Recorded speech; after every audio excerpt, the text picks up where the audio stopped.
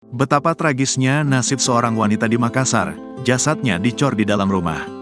Siasat licik sang suami yang berinisial H pun terbongkar, kejahatannya ini baru terkuak setelah 6 tahun sang istri tak kunjung ditemukan.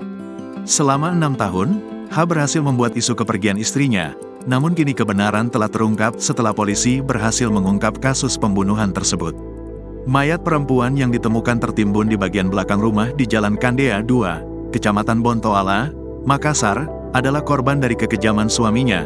H, korban, berinisial J, ternyata menjadi sasaran penganiayaan atau pembunuhan oleh suaminya sendiri. Kapolda Sulsel Irjen Pol Andi Rian R. Jayadi mengungkapkan bahwa kasus ini terungkap setelah anak korban, F, melapor ke Polrestabes Makassar pada Sabtu, tanggal 13 April tahun 2024, menyebutkan bahwa dia juga menjadi korban kekerasan dari ayahnya, H.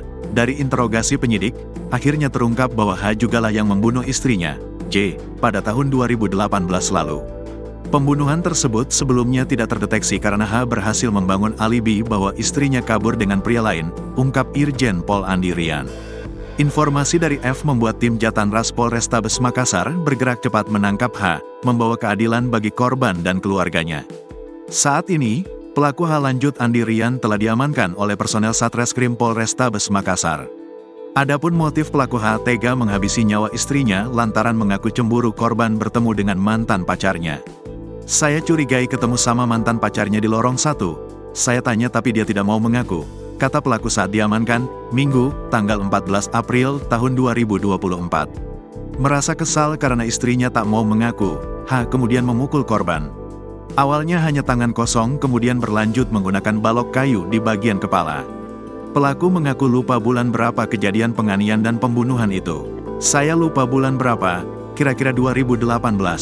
Saya taruh di belakang rumah, saya timbun pakai pasir, kasih semen di atasnya, tidak dicor, ujar dia.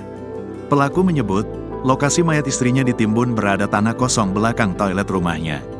Tidak saya gali lubang, sudah ada memang kubangannya di situ, tanah kosong memang di belakang rumah, ada lubang, ujar dia. Download Tribun X sekarang, menghadirkan lokal menjadi Indonesia.